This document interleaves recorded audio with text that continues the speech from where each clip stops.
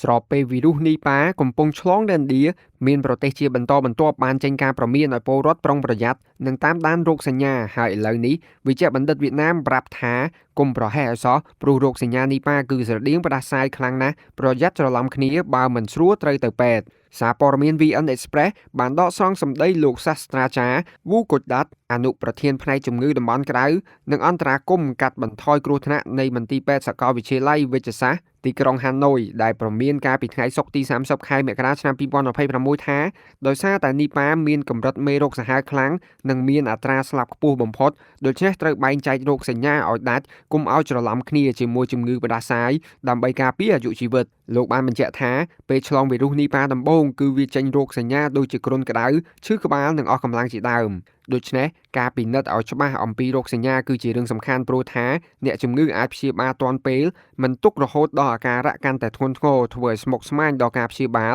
ដែលឈានដល់គ្រោះថ្នាក់ដល់ជីវិតស្របពេលជាមួយគ្នានេះដែរក្រុមអ្នកជំនាញបានបង្ហាញក្តីបារម្ភថាភាពគ្រោះថ្នាក់បំផុតនៃវីរុសនីប៉ាគឺស្ថិតនៅលើសមត្ថភាពរបស់វាក្នុងការវាយប្រហារសរីរាង្គជាច្រើនក្នុងពេលតែមួយបន្ទាប់ពីវាចូលក្នុងរាងកាយវាមិនត្រឹមតែបំផ្លាញផ្លូវដង្ហើមប៉ុណ្ណោះទេវាក៏អាចឆ្លងកាត់របាំងការពារខួរក្បាលទៅវាយប្រហារប្រព័ន្ធប្រសាទកណ្ដាលទៀតផងអ្នកជំងឺក៏ប្រឈមមុខនឹងហានិភ័យនៃការខ្សោយដង្ហើមដោយសាររលាកសួតធ្ងន់ធ្ងរនិងការបាត់បង់ស្មារតីប្រកាច់ក៏ដូចជាសន្លប់ព្រោះតែការរលាកខួរក្បាលផងដែរស្ថានភាពទាំងនេះវិវត្តទៅមុខយ៉ាងឆាប់រហ័សនិងគំរាមកំហែងដល់អាយុជីវិតក្នុងរយៈពេលដ៏ខ្លី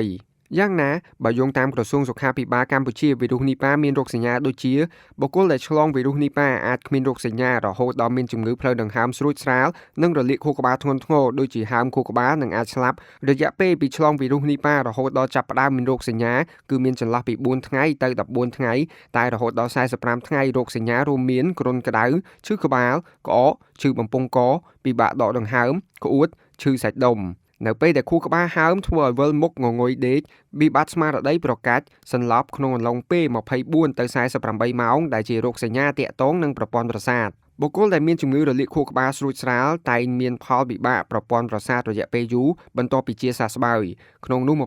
នៃអ្នកជំងឺមានជំងឺប្រកាច់ហើយបុគ្គលមួយចំនួនតូចឈឺឡើងវិញឬវិវត្តទៅជាជំងឺរលាកខួរក្បាលជាថ្មីមិនទាន់មានវ៉ាក់សាំងឬថ្នាំបង្ការសម្រាប់ជំងឺនេះឡើយហើយអត្រាឈឺនិងស្លាប់របស់វាគឺខ្ពស់ខ្លាំងណាស់រហូតដល់75%ឯណោះ